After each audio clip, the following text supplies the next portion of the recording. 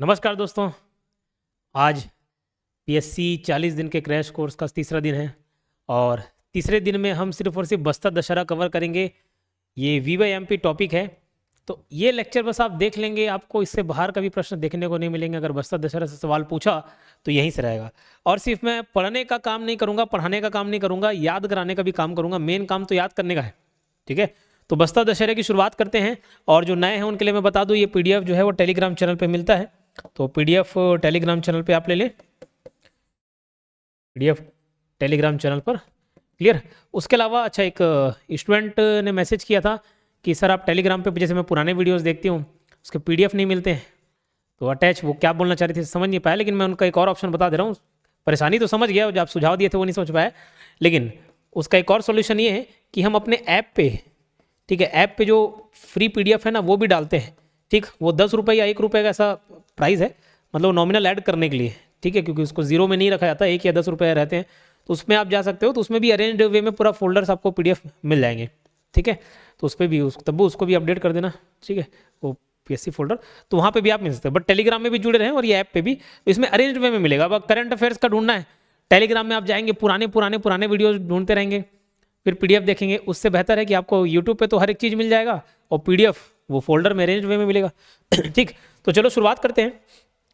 अब देखो, जब हम लोक पर्व पढ़ रहे थे कल, हाँ क्या नहीं हो रहा है? ठीक है, कोई बात नहीं, छोड़ो। वीडियो चल रहा है ना, वीडियो चालू है, हाँ चलने दो सब, बाकी सब चलने दो। चलिए, सावन अमावस्या। जब मैं लोक पर्व पढ़ा रहा था तो सावन अमावस्या की हम बात किए थे। सावन अमावस्या में 3 त्यौहार मैंने आपको बताया। पहला त्यौहार सावन अमावस्या के दिन कौन सा? हरेली। दूसरा त्यौहार अम्मुस, और एक तीसरा त्यौहार इसी दिन बस्तर दशहरे की शुरुआत होती है ऑफिशियली। किसकी? बस्तर दशहरे की, जो कि आपको मालूम है कितने दिन चलता है? 75 दिन। वो कभी कभार बढ़ जाता है, मतलब 75 ऐसे तिथि वाइज देखें 75 दिन, लेकिन वो एक्सटेंड भी हो जाता है 4-5 दिन। क्लियर। कोई एक तिथि 2 दिन पड़ जाता है तो वैसे हो जाता है। तो सावन अमावस्या में बस्तर दशहरे की शुरुआत होती है। तो हम आज पूरा लेक्चर डेडिकेट करेंगे किसको? बस्तर दशहरे को। क्लियर। चलो, तो बस्तर दशहरा, यहाँ पर थोड़ा सा मैं आपको एक ओवरव्यू दे देता हूँ कि चालू कैसे हुआ। ये हमारा छत्तीसगढ़ और यहाँ से आपको मालूम होगा कि आंध्र प्रदेश वाला इलाका पड़ता है। तो जब दिल्ली सल्तनत चल रहा था, खास करके खिलजियों का उस समय शासन था, तो ये माना जाता है, ये बोला जाता है कि खिलजी जो है वो दक्षिण भारत पर आक्रमण कर रहे थे। आपको मालूम होगा, खिलजी या दिल्ली सल्तनत के कोई भी सल्तनत हो, कोई भी साम्राज्य हो, वो दक्षिण भारत पर आक्रमण कर रहे थे। और उस बात से परेशान होकर यहाँ पर अन्नम देव नाम के एक राजा थे। तो अन्नम देव ने, तो ये वारंगल के काकती वंश के शासक थे। कौन? अन्नम देव। ये जो अन्नम देव थे वारंगल के काकती वंश के शासक थे। तो अन्नम देव अपने साथ कुछ सेना लेके आए, कुछ पूरे नागरिकों को लेके आए और छत्तीसगढ़ के बस्तर क्षेत्र में जाकर बस गए। और यहाँ पर उन्होंने नींव रखी। तो बस्तर के काकती वंश की शुरुआत किसने की? बस्तर में काकती वंश के शुरुआत तो अन्नम देव ने की। बस्तर में काकती वंश की शुरुआत किसने की? अन्नम देव ने। तो वहां से अन्नम देव चालू जाते हैं, और अन्नम देव के बाद बहुत सारे शासक मिलेंगे लाइन से। उसमें से एक शासक मिलते हैं पुरुषोत्तम देव। कौन? पुरुषोत्तम देव। तो अगर आपसे सवाल पूछा जाए कि बस्तर दशहरे की शुरुआत किसने की, तो पुरुषोत्तम देव ने की। कौन से वंश के राजा थे? काकती वंश के। कहाँ रूल करते थे? बस्तर में करते थे। तो पुरुषोत्तम देव ने बस्तर दशहरे की शुरुआत की। अब इसमें लगभग लगभग 12 से 13 परंपरा आपको देखने को मिलेंगे, पढ़ने को मिलेंगे, लेकिन सभी परंपरा एक साथ चालू नहीं हुआ। शुरुआत में कुछ परंपरा रही होंगी, धीरे धीरे वो उसमें और ऐड होते होते वो लगभग 12 से 13 रस्में होने चालू हो गए। क्लियर। तो जैसे जैसे ऐड हुआ उसको भी हम देखते चलेंगे, ठीक है। चलो, तो ये कब तक, कितने दिन तक चलता है बोलने से? 75 दिन तक चलता है। इसकी शुरुआत कब होती है? सावन अमावस्या की, और समापन होता है अश्विन के शुक्ल पक्ष के त्रयोदशी के दिन। अभी हम लोग पूरा पढ़ लेंगे, याद रहेंगे। टोटल 13 रस्म, 13 दिन नहीं, 13 रस्म, 12 से 13 रस्म। और सॉरी, पहला और अंतिम रस्म ये ना, आप ऑप्शन के हिसाब से जमाएंगे। किसके हिसाब से जमाएंगे? ऑप्शन के हिसाब से। अब जो एकदम वीवीएमपी चीज है वो ये है, ये ट्रिक पीडीके, आरकेआर, एमबीएमओ, क्योंकि लोगों को याद ही नहीं होता है। लोगों को ये दशहरा, बस्तर दशहरा याद ही नहीं होता है।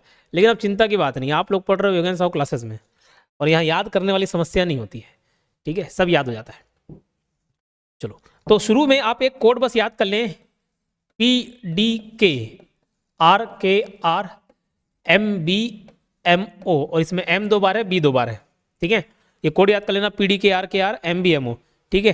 तो ये कोड भी याद करने का तरीका है, लेकिन मैं बोला हर चीज़ पब्लिकली नहीं बोला जा सकता, पब्लिकली कुछ ट्रिक नहीं बताया जा सकते, ठीक है। तो बस आप खुद से याद कर लेना एफर्ट डाल के, PDKRKR MBMO, PDKRKR MBMO। तो P से याद रखना, अभी मैं 2 हिस्सों में बांटता हूँ त्योहार को। P से रखना, P से है पाट यात्रा, P से है पाट यात्रा। D से है डेरी गड़ाई,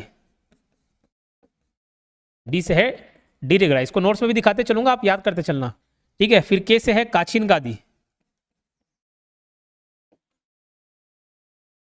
काचिन गादी। देखो पाट जो यात्रा जो है, एक साल वृक्ष की छोटी सी टहनी को काटते हैं, जिसको ठुर्लू कोटल लकड़ी बोलाता है, ठीक। उसकी पूजा अर्चना करते हैं, वहीं से ये शुरुआत होती है रस्म की, पूरे बस्तर दशहरे की शुरुआत होती है ऑफिशियली। तो पाट यात्रा पहला रस्म हो गया। डेरी गड़ाई, वो डेरी गड़ाई पेड़ की टहनी को गड़ाते हैं, जैसे मड़वा गड़ाते हैं वैसे डेरी गड़ाई होता है, ठीक है। फिर काचिन गादी, काचिन माता है और गादी मतलब गद्दी, तो एक बच्ची पर काचिन माता का आरूढ़ कराते हैं और कांटों की गद्दी पर उसको झुलाते हैं, ये आप देखे ही होंगे। और बस्तर दशहरा को मैं कवर करने गया हूँ, लगभग पिछले 2 साल से बस्तर दशहरा कवर करते आ रहा हूँ, तो कुछ शॉर्ट्स भी आपको देखने को मिल जाएंगे, ठीक है। तो यही देखो यहाँ पर P से क्या पाट यात्रा, D से डेरी गड़ाई, K से काचिन गादी, क्लियर। अब ये दिन भी अगर आप याद करते चले ना तो अच्छी बात हो जाएगी। कैसे अच्छी बात हो जाएगी, ये पूछा भले नहीं जाएगा आपको 70वें दिन, 71वें दिन, 72वें दिन, लेकिन ये इतना आसान हो जाएगा आपके लिए, आप एकदम टिप्स पे, फिंगर टिप्स पे हो गए बस्तर दशहरा, ठीक। तो पाट यात्रा, डेरी गड़ाई, काचिन गादी, ये 3 हम लोग देखें तो जो टोटल 75वां दिन है, तो 75वें में याद रखना ये पहले दिन चलता है, क्या पहले दिन, पाट यात्रा पहले दिन। फिर जो डेरी गड़ाई है वो 43वें या 44th डे चलता है, ठीक है। और जो काचिन गादी है वो चलता है 62वें दिन। तो 1 से लेकर जो 75 दिन वाला है ना, उसमें की ये कहानी मैं आपको बता रहा हूँ। तो पाट यात्रा, डेरी गड़ाई, काचिन गादी, ये देखो पाट यात्रा, डेरी गड़ाई, काचिन गादी, पहला दिन 43वां या 44वां दिन मनाते हैं, काचिन गादी 62वें दिन, क्लियर, याद रहेगा। चलो, तो PDK से पाट यात्रा, डेरी गड़ाई और काचिन गादी ये हो गया। अब RKR से देखते हैं, ठीक है, RKR से देखते हैं। तो R से है रैला पूजा। कौन सा पूजा, रैला पूजा। दरअसल जो मैं अन्नम देव की बात कर रहा था, अन्नम देव की एक बहन थी रैला नाम से, और ऐसा माना जाता है, सिद्धांत कथाएं प्रचलित हैं कि खिलजियों ने उनको किडनैप कर लिया, ठीक है, और बाद में छोड़ भी दिया। लेकिन जब उसको छोड़ा तो अन्नम देव ने ये माना कि नहीं, अब वो दूषित हो चुकी है, हो सकता है खिलजियों ने उनके साथ कुछ दुष्कर्म किया हो गया हो, तो अन्नम देव उसको स्वीकार करने से मना कर देते हैं। तो रैला जो है वो जंगल में चले जाती है, दुखी होकर, नाराज होकर कि मुझे अपना नहीं रहे, जबकि मेरे साथ ऐसा कुछ गलत हरकत नहीं हुआ है, ये रैला का कहना रहता है। वो उदास होकर जंगल में भग जाती हैं, और वहाँ उसको मिलते हैं मिर्गान जाति के लोग, ठीक है, वहाँ मिलते हैं मिर्गान जाति के लोग। तो मिर्गान जाति के लोग बोलते हैं कि नहीं, आप हमारे लिए आज भी पूजनीय है, हम आपका ख्याल रखेंगे, आप चिंता मत करिए। लेकिन रैला डिप्रेशन से बाहर नहीं आ पाती और वो गोदावरी नदी में जाकर अपनी जान देती है, वहाँ से कूदकर जान दे देती है, ठीक है। तो जो रैला, अन्नम देव की जो बहन है रैला, उन्हीं का ही श्राद्ध कर्म रैला पूजा कहलाता है, ठीक है। तो ये रैला पूजा। फिर K से कलश स्थापना, फिर है रथ परिक्रमा। R में R से रैला पूजा, K से कलश स्थापना, फिर R से रथ परिक्रमा। देखो रैला पूजा, कलश स्थापना, रथ परिक्रमा। ये कलश स्थापना के दिन जोगी बिठाई वाला कार्यक्रम भी होता है, ये एक्स्ट्रा कार्यक्रम है, लाइन से उसको पढ़ लेंगे। किसी किसी एक दिन में ना 2-3 कार्यक्रम होते हैं, निशा यात्रा, कलश स्थापना, जोगी बिठाई, बहुत सारे कार्यक्रम होंगे ना, तो उसको हम लोग पढ़ लेंगे किसी एक ही दिन। जैसे मामली वाता का आगमन होता है उस दिन निशा यात्रा भी होते हैं, तो अलग अलग एक ही दिन में बहुत सारे कार्यक्रम है। अभी मैं इंपॉर्टेंट जो सामने है उसको मैं आपको बता देता हूँ, ठीक है। चलो, ये देखो पाट यात्रा पहले दिन, डेरी गड़ाई 43वें से 44वां दिन, काचिन गादी 62वां दिन, रैला पूजा ये भी काचिन गादी वाले दिन ही होता है 62वें दिन, ठीक है। फिर कलश स्थापना होता है 63 दिन, और ये होता है 64 से 69, ठीक है, 64 से 69 डे तक आपका रथ परिक्रमा का कार्यक्रम चलता है। तो ये शुरू के PDKR ये 6 कार्यक्रम हो गया, ठीक है, 6 कार्यक्रम हो गया। अब इसके बाद वाला कार्यक्रम देखते हैं अभी हम लोग को। ये अरे यार ये क्यों होता है,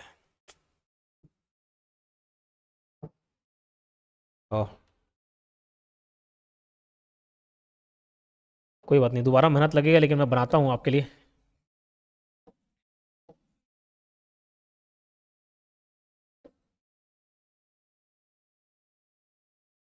PDKR MBMO, M 2 बार है, B 2 बार है, PDKR और पी से पाठ यात्रा, डेरी गड़ाई, काछीन गादी, रैला पूजा, अब थोड़ा फास्ट लिखता हूँ, फिर कलश स्थापना, इसी दिन जोगी बिठाई भी होती है, और रथ परिक्रमा। ठीक, ये कौन सा दिन चलता है? पाठ यात्रा पहला दिन, ये 43वें से 43वां या 44वां दिन चलता है। काछीन गादी जो है वो 62वें दिन चलेगा, रैला पूजा 62वें दिन, कलश स्थापना 63 और रथ परिक्रमा 64वां से 69 डे तक चलता है। क्लियर? अब ये आपसे ये दिन नहीं पूछा जाएगा, उसकी तिथि पूछी जाती है कि क्वार अमावस्या है, सावन अमावस्या है, क्या है। जैसे हम पाठ यात्रा देखें सावन अमावस्या, तो बस वैसे, लेकिन तिथि को भी मैं याद करूंगा, अपन ऊपर चले जाएंगे। ठीक है, चलो, तो ये हो गया। उसके बाद पीडी के आर के आर, फिर एम बी एम हो, तो एम 2 बार हो गया, बी 2 बार हो गया, फिर एम और ओ। अब ये एम से याद रखना, ये एम से है मावली माता का आगमन,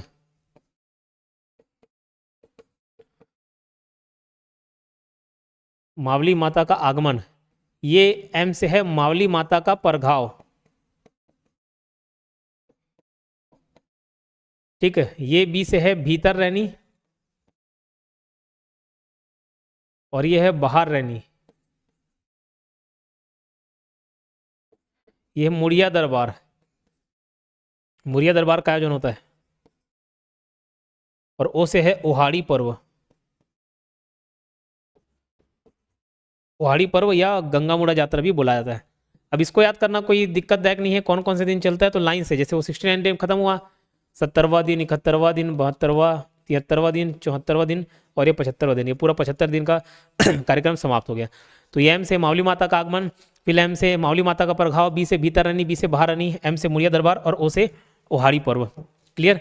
अब आपसे ये वो दिन तो नहीं पूछा जाएगा, लाइन से क्रम याद करना। अब अगर आपको पूछे पहला रस्म क्या, पाठ यात्रा, बोले ये नहीं दिया था, काछिन गादी है, तो ये ऑप्शन मार सकते हो। तो पहला और आखिरी आप ऑप्शन के हिसाब से चूज करेंगे। ठीक है, चलो, अब इसका मैं तिथि, ये देखो, ये पाठ यात्रा, डेरी गड़ाई करके सब कुछ तो दिया हुआ है। अब चूंकि ये 75वां दिन चलता है, टोटल कितने दिन चलता है? 75 दिन। तो 75 दिन मतलब कितने महीने? 2.5 महीने। 75 दिन मतलब कितने? 2.5 महीने। तो 2.5 महीने क्या क्या रहता है बताओ? एक रहता है सावन, सावन का लगभग 15वां दिन शामिल होता है, आधा सावन महीने का, और पूरा पूरा भादो और क्वार, भादो और क्वार महीना, क्वार महीना। ठीक है, भादो और क्वार महीना। तो आपको दो रस्म को छोड़कर बाकी जितने भी रस्म हैं, जितने भी परंपरा है, वो सब के सब क्वार महीने में देखने को मिलेंगे। तो एक समस्या आपकी वो खत्म हो जाएगी। कौन कौन सा? दो छोड़ दो। देखो, एक सावन अमावस्या के दिन पाठ यात्रा वाला होता है, सावन अमावस्या हरेली के दिन पाठ यात्रा वाला कार्यक्रम होता है, एक ये याद करना। फिर डेरी गड़ाई वाला भादो शुक्ल पक्ष के 12वें या 13वें दिन होता है। डेरा, डेरा 12 13 ऐसा आप क्या करना, डेरी 12 13 ऐसा। तो डेरी गड़ाई या डेरा गड़ाई जो है 12 से 13वां दिन होता है, भादो शुक्ल पक्ष के 12वें से 13वें दिन, शुक्ल पक्ष बोला। यही दो रस्म जो है वो सावन और भादो वाले हैं। उसके बाद पूरा का पूरा क्या है? क्वार महीने वाला है। पूरा का पूरा क्या है? क्वार महीने वाला है। तो इसको याद करना आसान हो गया, क्वार महीने में होता है। अब हाँ, तिथि दे तो थोड़ा सा तकलीफ है, लेकिन उसको भी याद करा देता हूं, कोई चिंता वाली बात नहीं। जैसे क से काछिन गादी, क से कुंवार अमावस्या, क से काछिन गादी, क से कुंवार अमावस्या, क से काछिन गादी, क से कुंवार अमावस्या, ऐसे याद रखना। ठीक है, फिर उसी दिन चूंकि देखो 62वें दिन दोनों दिन एक ही कार्यक्रम होता है, काछिन गादी और रैला पूजा, तो वो भी रैला पूजा भी किस दिन होगा? कुंवार अमावस्या के दिन होगा। फिर कलश स्थापना या जोगी बिठाई, दोनों कार्यक्रम एक साथ होता है। तो ये बताओ, कलश स्थापना हम बाकी दिन कब करते हैं?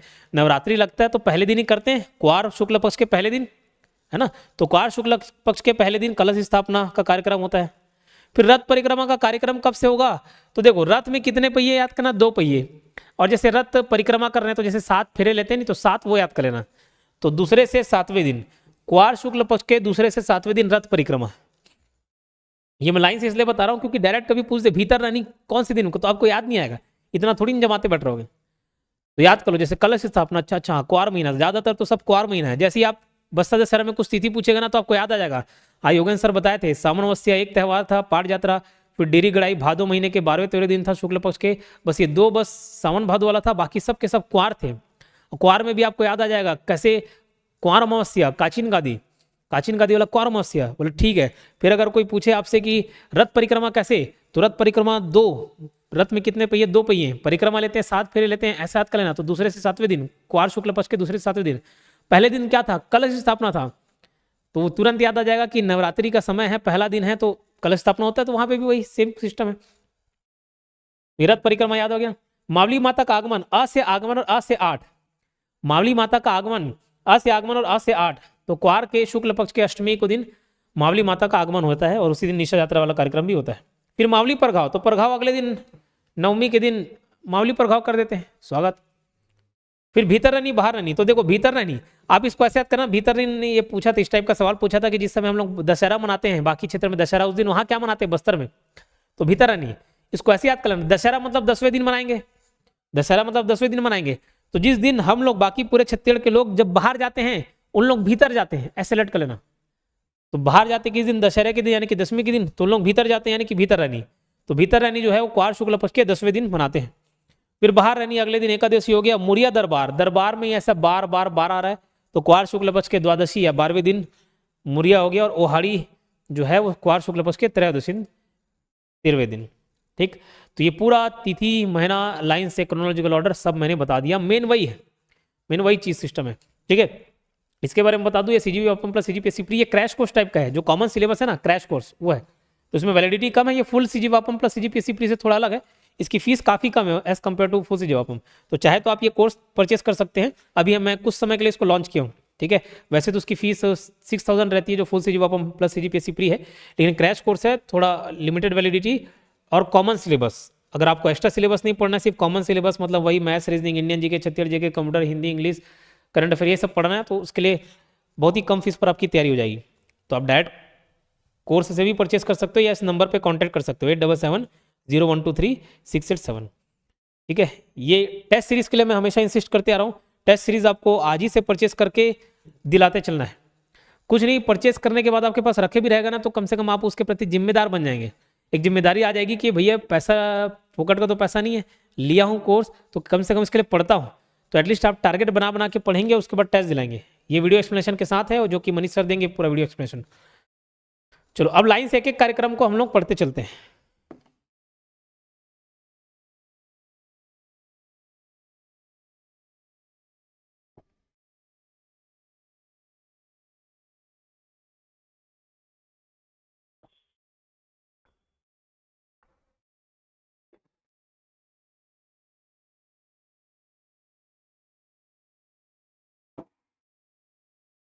सबसे पहला कार्यक्रम है पाठ यात्रा।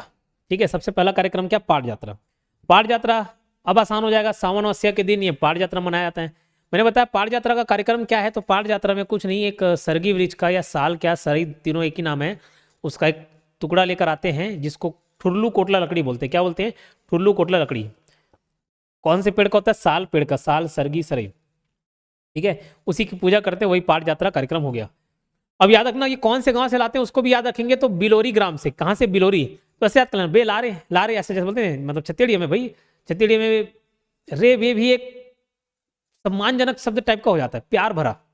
ठीक है, एरे टूरा ऐसे तो प्यार से बुलाते हैं ना दादी लोग, एरे टूरा ऐसे बाबू बकते हैं बा ऐसे। तो ऐसा सी बे लारे ऐसा करके याद कर लेना, नहीं है? तो बे लारे से बिलोरी ग्राम है ना, काला ला ठुरलू कोटला लकलीला। ठीक है, तो बिलोरी ग्राम से। अब बलि, इसमें बलि भी दी जाती है, हालांकि एकदम विशेष तो नहीं हो जाएगा कि कौन सी बलि दी जाती है पूछा जाए, पर याद रख लेना। कैसे याद करोगे? जैसे मुर्गा मटन होता है ना, मुर्गा मटन मतलब बकरा हो गया, तो यहाँ पे मुर्गा ना होकर मछली है, तो मछली और बकरा का बलि दी जाती है। कहाँ पे? पाठ यात्रा में। ठीक है, डेरी गड़ाई में भी बलि है, और डेरी गड़ाई में बलि को भी आपको याद करना पड़ेगा। ठीक है, तो खैर पाठ यात्रा, पहला चीज याद रखना पाठ यात्रा में कि ये सावन अमावस्या के दिन मनाया जाता है। क्या है पाठ यात्रा? तो ठुरलू कोटला लकड़ी की पूजा की जाती है। बोले सर ठुरलू कोटला लकड़ी क्या है? तो ये साल वृक्ष का एक समझ लो टहनी है, कटा हुआ। ठीक है, याद रहेगी बात। कौन से गांव से इसको लेकर लाते? तो बिलोरी ग्राम से। कहाँ से? बिलोरी ग्राम से। क्लियर? एक एक चीज आप यूट्यूब शॉर्ट्स में देखेंगे ना, तो ये जो मैं थ्योरी पढ़ाता हूँ उसको प्रैक्टिकल खुद भी जीता हूँ, खुद भी समझता हूँ और समझाता भी हूँ आपको। अब यूट्यूब शॉर्ट्स में जाकर देखेंगे, बहुत सारी चीज आपको इसमें से देखने को मिल जाएगा। क्लियर? चलो, वैसे कोई सूरजपुर से होगा तो मुझे मैसेज करिएगा। ठीक, अच्छा एक और जानकारी मैं दे देता हूँ। अभी मुझे 2 बैक टू बैक रेगुलर काम है, एक व्यक्तिगत हमारे रिश्तेदार में नाना जी का देहांत हो गया, तो उसका कार्यक्रम है। तो अभी जो डे 3 है ना, डे 3 के बाद जो डे 4 वाला है, बीच बीच में देखो सी सेट का भी तैयारी कराते चलेंगे ना, तो ये मनीष सर कराएंगे। तो डे 4 आपका मनीष सर की क्लास रहेगी सी सेट की, क्रैश कोर्स वाला, ठीक है। मंडे से फिर मेरा वापस डे 5 आ जाएगा। ऐसे 3 4 5 क्लास के बाद ना सी सेट मनीष सर की क्लास होती जाएगी, तो उसको भी आप पैरेलली करते चलेंगे, क्लियर। और उसके बाद कुछ काम से, इंपॉर्टेंट काम से मेरा सूरजपुर जाना हो रहा है।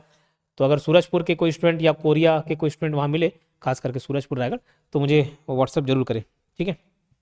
चलो, डेरी गड़ाई। अब डेरी गड़ाई क्या है इसको समझ लेते हैं। डेरी गड़ाई जैसे भाई हम मड़वा गड़ाते नहीं, बस वैसे ही डेरी गड़ाई है, समझ लो स्तंभारोपण, इसमें स्तंभ गाड़ते हैं, वही लकड़ी गाड़ते हैं, है ना, साल इसका। तो ये कब होता है? भादो शुक्ल पक्ष के द्वादशी या त्रयोदशी दिन, क्लियर। चलो, तो सिरहासार में गाड़कर पूजा करते हैं, सिरहासार में गाड़कर, ठीक है, सिरहासार, ठीक है। सिरहासार एक वहीं पे आप देखेंगे ना जगदलपुर में सब सिरहासार भवन, ये अलग अलग भवन है, सिरहासार भवन है, पूजा स्थल समझ लो, वहां पर गाड़कर इसकी पूजा करते हैं। और ये पुजारियों का निवास स्थान कहलाता है, क्या? सिरहासार, ठीक है। तो डेरी गड़ाई स्थापना से पूर्व गड्ढे में मोंगरी मछली और अंडा और फूल लाई डालते हैं, उसके ऊपर फिर डेरी गड़ाते हैं। तो वहाँ पे मछली और बकरा था, यहाँ पे भी मछली है लेकिन मोंगरी मछली है, और अंडा है, फूल लाई है। डेरी गड़ाई के साथ ही रथ बनाने वाले कारीगर गांव आना शुरू कर देते हैं, ठीक है। अब रथ बनाने वाले कारीगर, तो कौन कौन से रथ बनाने वाला कारीगर है उसको देखते हैं। और हर साल नया रथ बनता है, ठीक है, हर साल नया रथ बनता है ना। और इसका भी वीडियो है, जो रथ बनाते हैं उन गाँव वाले से मैंने बातचीत की, उसको डाला है। जो जोगी बिठाई का कार्यक्रम होता है, तो जोगी से मुलाकात किए, बातचीत की, ठीक है।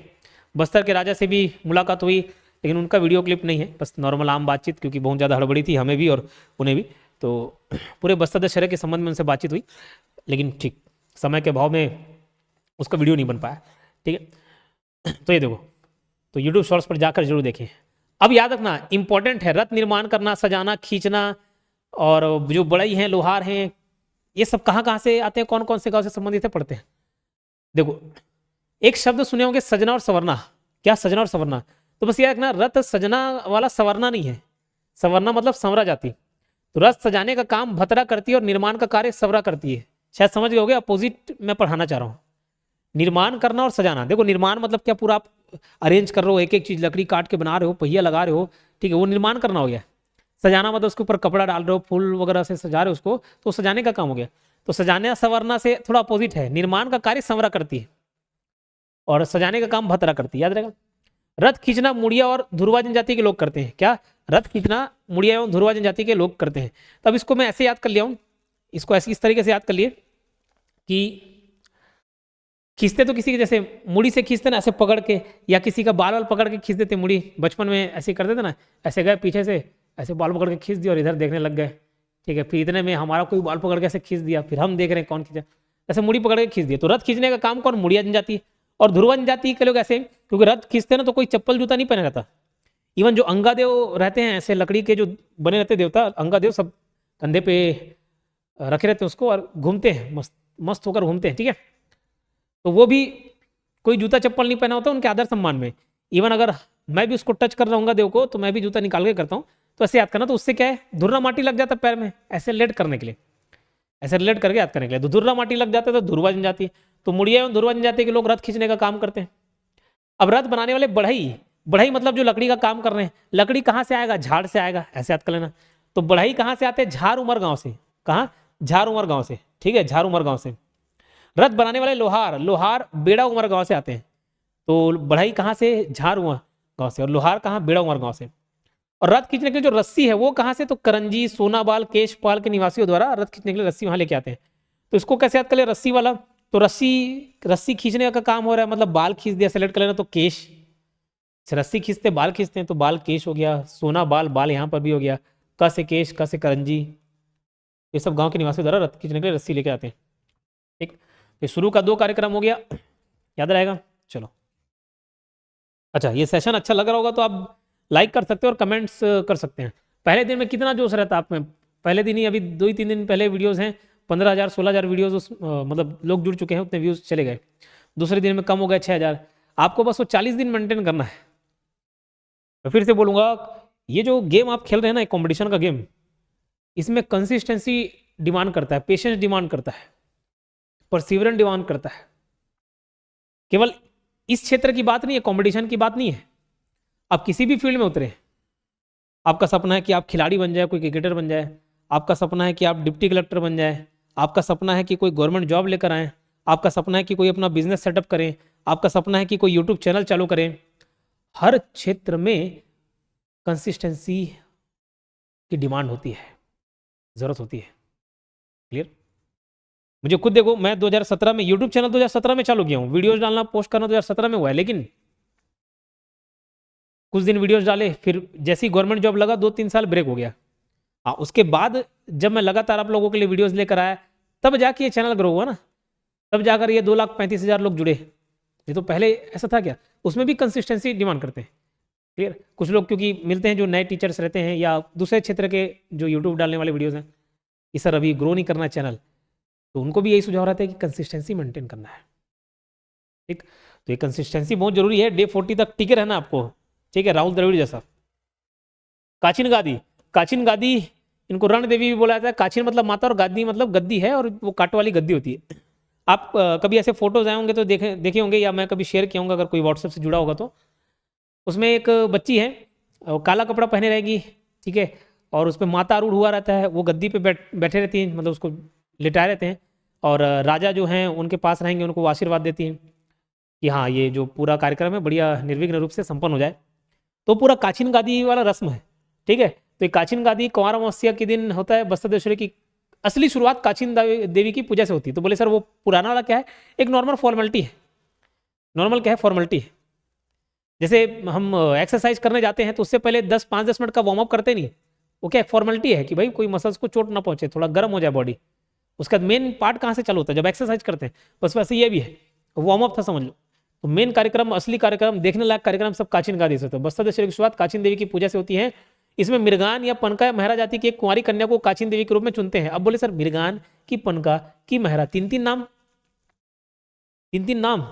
तो ऐसा इसलिए क्योंकि देखो एक बार मैं खैर भूल गया, मैं ना वहाँ के पुजारी से पूछा था, इन्हीं में से तीनों में से कोई एक नाम बताया, मैं भूल गया। उस टाइम के वीडियोस में डाले भी नहीं, मतलब जब पहले जाते थे तो ऐसा ध्यान नहीं रहता था कि वीडियोस बना ले, नॉलेजेबल हो जाएगा, काम आ जाएगा। तो बताया कि भैया इस फलाना जाति की ही बच्ची को चुना जाता है, लेकिन जो गवर्नमेंट की किताब हैं वहाँ पर गलत डेटा प्रिंट हो गया तो वही चले आ रहा है, ऐसे था। लेकिन हमको जो पूछा जाता है वो याद करना, तो तीनों याद रख लेना। मृगान या पनका या महरा जाति की एक कुंवारी कन्या को काचिन देवी के रूप में चुनते हैं, और कपड़ा पहनाते काले रंग का। इसी कन्या में काचिन देवी को आरूढ़ कराते हैं। जैसे माता आती है ना, माता जैसे अभी नवरात्रि के समय जसगीत वगैरह चल जाता है तो किसी के ऊपर माता आ जाती है, बस वैसी माता को आरूढ़ कराते हैं। ठीक है, और फिर वो आशीर्वाद देती हैं राजा को। तो राजा मान मुनव्वर करते हैं, उनको फिर आशीर्वाद मिलता है कि ठीक है आप ये कार्यक्रम की शुरुआत कर सकते हैं। ठीक, फिर ये देखो, ये हमेशा एक ही लड़की को नहीं होता है, मतलब एक कुंवारी कन्या वो जैसी फिर मैच्योर होना चालू जाती है, मतलब मैच्योर हो जाती है, उसके पीरियड्स आने चालू हो जाते हैं, तब फिर वो उसको चेंज कर दिया जाता है। ठीक है, और ऐसा बोला था कि माता खुद चुनती है कि मतलब सपने में आकर, या कि हाँ ये बच्ची के ऊपर मैं आऊँगी। ठीक, तो ऐसा सिस्टम चलता है, वहाँ की स्थानीय पुजारी इसकी जानकारी देते हैं। इसी कन्या में काचिन देवी को आरूढ़ कराते हैं। महिलाओं द्वारा रैला गीत गाया जाता है। ठीक है, महिलाओं द्वारा क्या गीत गाया था? रैला गीत। अब ये रैला गीत वो रैला पूजा वाला नहीं है, ठीक है, रैला गीत गाया था, बस याद रखना। अब एक और चीज यहाँ पर इस टाइम में रैला गीत गाते समय, ये काचिन गादी के समय महिलाएं रैला गीत गाती हैं। क्या बोल रहा हूँ? काचिन गादी के समय, काचिन गादी के समय महिलाएं क्या गाती हैं? रैला गीत। और इसमें जो वाद्य यंत्र बजता है उसको याद रख लेना, उसमें वाद्य यंत्र बजता है एनएमडी। जैसे आरएमडी गुटका आता है नहीं, आरएमडी है ना, वैसे उसका भाई क्या है? एनएमडी। तो एनएमडी से एन से नंगाड़ा, एम से मोहरी, डी से धनकुल, एन से नंगाड़ा, एम से मोहरी और डी से धनकुल। इतना बात आप याद रखेंगे। ठीक है, इतनी चीज आप याद रखेंगे। क्लियर? चलो, रैला पूजा, रैला पूजा। अच्छा, एक और चीज, ये छत्तीसगढ़ बस्तर दशहरा कवर होगा ना, तो पॉलिटी हम भाग 1 तो कवर कर चुके हैं, भाग 2 है नागरिकता। भाग 2 क्या है? नागरिकता। ठीक है, इसका आर्टिकल है 5 से 11 सिटीजनशिप। तो नागरिकता से ना छत्तीसगढ़ व्यापम और पीएससी में बहुत ज्यादा सवाल नहीं आते हैं, लेकिन चूंकि हम इसको स्टार्ट कर चुके हैं तो 5 से लेकर 11 तक मैं पूरा आपको आर्टिकल याद करा दूंगा, क्योंकि मैंने बोला ना आपके फिंगर टिप्स पे 395 आर्टिकल रहेंगे। मैं पॉलिटी पढ़ाऊंगा तो पूरा 395 आर्टिकल आपको याद करा के दूंगा। ठीक है, सब हम लाइन से याद करेंगे पूरा, 1 2 3 4 5 से लेकर 11। जैसे जैसे आगे बढ़ते जाएंगे ना आपके पूरे फिंगर टिप्स पे हर एक आर्टिकल होगा। तो 5 से 11 वाला आज याद करा दूंगा। जितना काम का चीज हम उसने देखेंगे नागरिकता में, बाकी नहीं कवर करेंगे। ठीक है, चलो। तो रैला पूजा देखो तिथि क्या है, तो कुंवार अश्विन शुक्ल पक्ष की अमावस्या इसी दिन, मतलब जिस दिन काचिन गादी होता है तो रात में अमावस्या। रैला कौन थी, अन्नमदेव की बहन थी। और ये सब कार्यक्रम है, थोड़ा बहुत ऐसे रीड कर सकते हो। राजकुमारी रैला का श्राद्ध कर्म काचिन गादी से पूजा होने के बाद जुलूस के साथ राज परिवार और सभी पुजारियों के साथ जो भीड़ है वो गोल बाजार पहुंचती है। एक ऐसी कार्यक्रम है, इतना नहीं पूछेगा आपको। क्या है, अन्नमदेव की बहन है वो याद करना, किस दिन मनाया जाता है वो याद करना। रैला पूजा क्या है, तो जो रैला थी अन्नमदेव की बहन उसका श्राद्ध कर्म ही रैला पूजा, बस वो समझ आएगा। ठीक है, तो ये शाम के समय मृगान जाति के पुजारी और महिलाएं श्राद्ध कर्म का आयोजन करते हैं, यही रैला पूजा कहलाता है। फिर कलश स्थापना या जोगी बिठाई, तो अब ये देखो जो जोगी है वो आमाबाल गांव से संबंधित है। कौन से गांव से, आमागाल। जो इंटरव्यू लिया था जोगी से तो वो गांव से पूछे भी थे, वो आमा गांव। और पीछे जो पोस्टर टंगे रहा था उसमें भी बताया था डिटेल। ठीक, तो तिथि कलश स्थापना कुआर शुक्ल पक्ष के पहले दिन, और ये कलश स्थापना हो जाता है। और इसी दिन ना जोगी बिठाई भी है, तो जोगी बिठाते हैं। जोगी जो है हलबा या पनका जाति के लोग रहते हैं। ठीक है, आमतौर पे जो वीडियो में थे वो हलबा जाति के थे, तो हलबा जनजाति के लोग जोगी। इसी परिवार के कोई पुरुष सिरहा और भवन में जोगी बिठाई की रस्म पूरा करते हैं। अब इसी परिवार के क्यों, तो ऐसी मान्यता है कि एक बार ये देखा गया कि बस्तर दशहरा लाइन से फेल होते जा रहा था, मतलब अच्छा निर्विघ्न रूप से संपन्न नहीं हो पा रहा था। फिर एक बार देखा गया कि एक व्यक्ति राजमहल के बाहर बैठा हुआ था और चमत्कारिक रूप से जहाँ पे बैठा हुआ है वो क्षेत्र गड्ढा होने लग गया। बोला ठीक है, उसके बाद क्या हुआ, फिर राजा ने ये नोटिस किया, जो समय तत्कालिक जो भी राजा थे, कि जब से ये आदमी बैठा हुआ है एक तो चमत्कारिक रूप से गड्ढा हो गया और ये इस बार का बस्तर दशहरा अच्छे से निकल गया। ठीक है, सब बहुत हंसी खुशी इस त्यौहार को मनाए।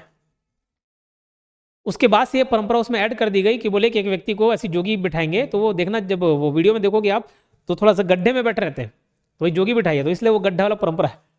तो जोगी जो है 9 दिन तक बैठे रहते हैं। और इस समय मुंडा जनजाति के लोग डिबडिबी बाजा बजाते हैं। ठीक है, क्या डिबडिबी बाजा बजाते हैं, कौन, मुंडा जनजाति के लोग, याद रहेगा।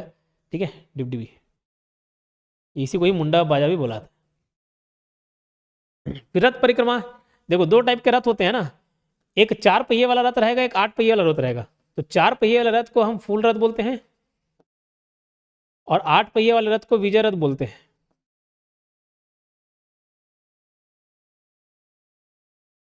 फूल रथ और विजय रथ, 4 पहिए वाले को फूल रथ, 8 पहिए वाले को विजय रथ। ठीक है, याद रखना आसान है। देखो फूल थोड़ा छोटा शब्द है 4 पहिया, विजय थोड़ा सा बड़ा शब्द है 8 पहिया, बस। तो रथ परिक्रमा होता है तो कब से कब, तो कुंवार शुक्ल पक्ष दूसरे से सप्तमी के दिन। ठीक है, अभी मैं बोलूंगा फिर पॉज करके ना पुराना रिवाइज कर लो, वो तिथि एक साथ याद हो जाए आपको, उसका ये सब पढ़ते चलोगे तो एकदम पानी की तरह लगेगा, एकदम स्मूथ, सब याद होते चलेगा। रथ खींचने का काम मुड़िया और ध्रुव जनजाति के लोग करते हैं। रथ खींचने का काम कौन करते हैं, मुड़िया और ध्रुव जनजाति के लोग करते हैं, पहले भी अपन पढ़े थे। रथ कैसा रहता है, 4 पहिया वाला रथ रहता है। फिर होता है मावली माता का आगमन एवं रात में होता है निशा यात्रा कार्यक्रम। तो यहाँ पर देखो 3 कार्यक्रम होते हैं। मावली माता का जो आगमन होता है यानी कि अष्टमी के दिन, जो कुंवार शुक्ल पक्ष का अष्टमी है, हम एक कार्यक्रम तो देखे थे मावली माता का आगमन, मावली माता का आगमन ये तो पढ़े थे, लेकिन दरअसल इस दिन 3 कार्यक्रम होता है। पहला कार्यक्रम शुरुआत होता है बेल पूजा एवं मावली माता को न्योता देते हैं, बेल पूजा करते हैं और मावली माता को आगमन न्योता देते हैं। फिर मावली माता का आगमन होता है। ठीक है, मावली जो मूर्ति है उनको जिया डेरा में रखा जाता है। ठीक है, जिया डेरा, जिया मतलब पुजारी हो गए, दंतेश्वरी माता के पुजारी हो गए, और डेरा मतलब रुकने का स्थान। ठीक, फिर निशा यात्रा कार्यक्रम, तो ये इस पूजा को रात में किया जाता है। मावली माता जो मावली मंदिर है, यहाँ से राउत समाज के लोगों द्वारा 12 कावड़ भोग व पूजा सामग्री लाई जाती है और वहाँ के राजा द्वारा पूजा की जाती है। और इस दिन 13 बकरों की बलि भी दी जाती है। ठीक है, 13 बकरों की बलि दी जाती है। इसको भी अटेंड किए, एक पूरा स्क्रीन लगे रहता है निशा यात्रा कार्यक्रम उसी दिन रात में, तो एक बड़ा सा स्क्रीन लगे रहता है, वहाँ 13 बकरियों को ले जाते हैं और बलि दी जाती है। हालांकि अब चूंकि एनिमल वायलेंस दिखाना अलाउ नहीं रहता है तो बकरे को काटते हुए नहीं दिखाते हैं। ठीक, लेकिन बैरिकेड इतना लगा था कि हम घुस नहीं पाए उसमें। ठीक है, तो इसको वीडियो कर नहीं कर पाए, और कवर कर भी देते तो हमारा चैनल ब्लॉक हो जाता। तो 13 बकरों की बलि जाती किस निशा यात्रा कार्यक्रम के दिन। मावली परघाव, मावली परघाव ये समझ लो स्वागत है, माता का आगमन हो गया, स्वागत करते हैं, तो ये 9वीं के दिन करते हैं। इस दिन भी 3 कार्यक्रम। पहला होता है कुंवारी पूजा विधान, तो दंतेश्वरी मंदिर में राजा द्वारा 9 कन्याओं का भोग लगाता है। तो 9वीं के दिन आमतौर पर इधर भी होता है ना, 9 कन्या लोग को भोग लगाते हैं। आप भी कभी कभार बैठ के चले गए होंगे लंगूर बन के, 1-2 रुपये मिले बोल के हम जाते थे। तो कुंवारी पूजा विधान होता है। फिर जोगी उठाई, तो भैया जो बैठे हैं उसको उठाई भी तो होगा, क्यों बैठे रहेंगे, तो 9 दिन बैठने के बाद वो उठ जाते हैं। तो शाम में सिरासर में बैठे जोगी को भेंट प्रदान कर उठाया जाता है। ठीक है, मतलब कुछ ना कुछ गिफ्ट देते हैं, उठाते हैं। फिर मावली प्रघाव, रात में मावली प्रघाव होता है। इसके अंतर्गत माता जी की डोली को जिया डेरा से कुटरू बाड़ा तक लाया जाता है, जहाँ राजा और उसके कुछ साथी डोली को कंधे में उठाकर दंतेश्वरी मंदिर में ले जाते हैं। मामूली प्रघाव है और कुछ नहीं। तो जिया डेरा से जो माता जी की, जो जिया डेरा में विश्राम कर रही थी, उसको जिया डेरे से कहाँ लेके आते हैं? कुटरू बाड़ा तक। फिर भीतर अब देखो एकदम कैसे कैसे हो रहा है, कहाँ से कौन क्या ले जा रहा है, ये उतना इंपॉर्टेंट नहीं है, तिथि वगैरह ज्यादा इंपॉर्टेंट है। ठीक है, भीतर रनी, भीतर रनी का कार्यक्रम है। देखो क्वार शुक्ल दशमी दशहरा के दिन भीतर रनी मता है। यहाँ पे दंतेश्वरी माता अन्य देवी देवताओं से मुलाकात करती है। भीतर रनी क्या है? तो माताओं का मुलाकात है। जो दंतेश्वरी माता है वो बाकी दूसरी जगह से जो माताएं रहती हैं उनसे मुलाकात करती हैं।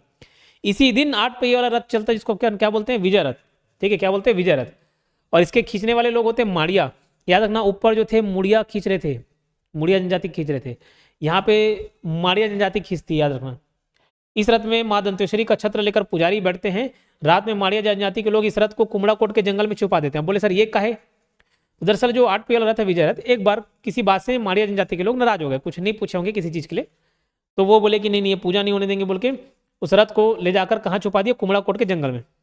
जब आप वो बस्तर से जगदलपुर के लिए एंट्रीज करेंगे ना, जगदलपुर सिटी, तो वहीं पे कुमड़ाकोट का जंगल मिलता है। ठीक है, तो वहां ले जाकर उसको छुपा दिए। तब फिर ये था कि राजा मान मनोवर करने गए कि मनाए कि क्या दिक्कत है, जो भी समस्या है बताओ, हम चलो ठीक है उसको लेके आते हैं, ये जो त्यौहार है उसको अच्छे से संपन्न होने दो। तो फिर परंपरा बन गई। फिर अब नाराजगी नहीं, बस ऐसी परंपरा है करके अब उसको कुमड़ाकोट के जंगल में छुपा देते हैं और अगले दिन राजा उसको मनाने के लिए जाते हैं। रात में माड़ी जनजाति के लोग इस रथ को कुमड़ाकोट के जंगल में छुपा देते हैं। और भतरा जनजाति के लोग जिस वेशभूषा में रहते हैं उसे धनु कांड्या कहते हैं। तो एक वेशभूषा है भतरा जनजाति के द्वारा, उसी दिन की बात है।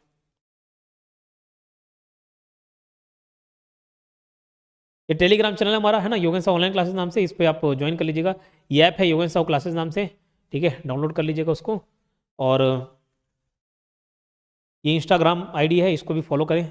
इंस्टाग्राम आईडी का लिंक मैं आपको टेलीग्राम में डलवा दूंगा। ठीक है, देख लेना। चलो बाहिर रहनी, बाहिर रहनी, बाहिर रहनी क्वार शुक्ल पक्ष एकादशी, भीतर रहनी 10वें दिन हो गया, जिस दिन हम लोग दशहरा मनाते हैं, अगले दिन एकादशी। तो बाहिर रहने के दिन राजा विजयरथ को खोजते हुए, जो अभी छुपा दिए थे ना कुमड़ाकोट के जंगल में, तो उसको खोजते हुए कुमड़ाकोट पहुंचते हैं। वहां से रथ को वापस लाते हैं। इसी दिन राजा देवी देवताओं की पूजा करते हैं और उनको अन्न अर्पित करते हैं। वहीं पे होता है कुमड़ाकोट वाले में। ठीक है, उसको भोग, जो भोग लगाते हैं उसी को फिर खाते हैं, उसी को क्या बोलाता है? नवाखाई, है ना। फिर जगदलपुर के दंतेश्वरी मंदिर में रथ को वापस लेकर आते हैं। फिर लास्ट का जो 2 कार्यक्रम बच गया वो ये है कि मुड़िया दरबार। मुड़िया दरबार जो है इसका 12वें दिन, दरबार 12 दिन है ना, क्वार शुक्ल पक्ष के 12वें दिन मनाते हैं। हिरासर भवन में मुड़िया दरबार का आयोजन होता है। पहली बार कब हुआ था? तो 8 मार्च 1876 में, जब मुड़िया विद्रोह हुआ था। उस समय जो मुड़िया विद्रोह था, तो एक बात को याद रखना, मुड़िया विद्रोह तो एक मुड़िया जनजाति का नाम भी है। मुड़िया या मुड़िया जो है जनजाति का नाम भी है। लेकिन जब ये मुड़िया विद्रोह हुआ उस समय मुड़िया शब्द का उपयोग वहां जितने भी जनजाति रहते थे उनके लिए यूज किया गया था। ठीक है, तो अब ये जो मुड़िया जनजाति है उस समय विद्रोह की थी कुछ कारणवश, तो उनके मान मनोवर के लिए, उनको समझाने के लिए, समझौता के लिए पहली बार मुड़िया दरबार का आयोजन हुआ था। फिर ये भी एक परंपरा बन गई कि जो भी जनजातियों की समस्या है उनका समाधान करेंगे मुड़िया दरबार लगाकर। तो कभी आते ना, कभी सुने होंगे भूपेश बघेल गए, विष्णुदेव साय जी गए, अमित शाह गए, तो सब बड़े बड़े लोग, कलेक्टर, डिप्टी कलेक्टर, तहसीलदार, नायब तहसीलदार सब उपस्थित रहते हैं ग्रामीण, तब तो दरबार का आयोजन होता है। ठीक है, तो जनजाति की जो भी समस्या उसको निराकरण करने के लिए वहाँ पे राजा भी बैठते हैं। और ये है कि और जो बस्तर के क्षेत्र के आदिवासी हैं, जो जनता है, उनका कैसे विकास किया जाए, इस संबंध में चर्चा होती है। ओहाड़ी या इसको गंगामुड़ा यात्रा भी बोलते हैं, या कुटुंब यात्रा पर्व भी बोलते हैं। तो ये 13वें दिन होता है। और इस दिन ये क्या कार्यक्रम है? तो देवी देवताओं का विदाई का कार्यक्रम है। इस दिन देवी देवताओं को सम्मानपूर्वक विदा किया जाता है। ठीक है, इतनी सी बात थी। ये जो लिखा हुआ है ये दूसरा पॉइंट है। बस्तर दशहरा वाला टॉपिक आपका यहीं पे खत्म हो गया। ठीक है, अब अपन थोड़ा सा नागरिकता वाला टॉपिक देख लेंगे।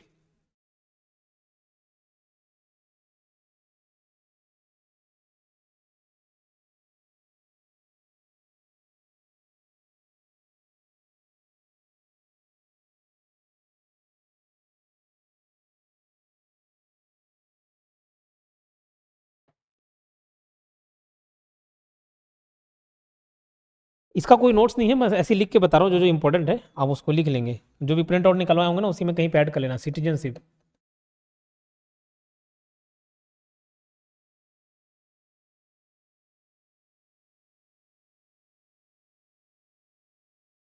नागरिकता, ये हमारा भाग 2 के अंतर्गत आएगा। भाग 2, ठीक, जिसमें आर्टिकल कहाँ से कहाँ तक है, अनुच्छेद है 5 से 11। ठीक है,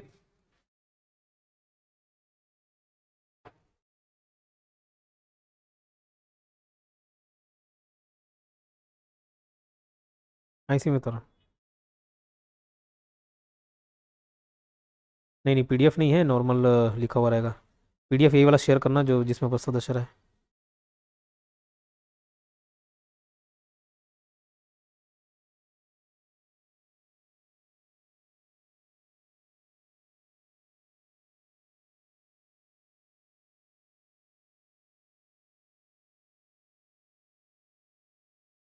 चलो, अब इसमें देखो, लाइन से मैं आपको 5 से लेकर 11 तक का अनुच्छेद याद करा देता हूं। अनुच्छेद, आर्टिकल, आर्टिकल 5,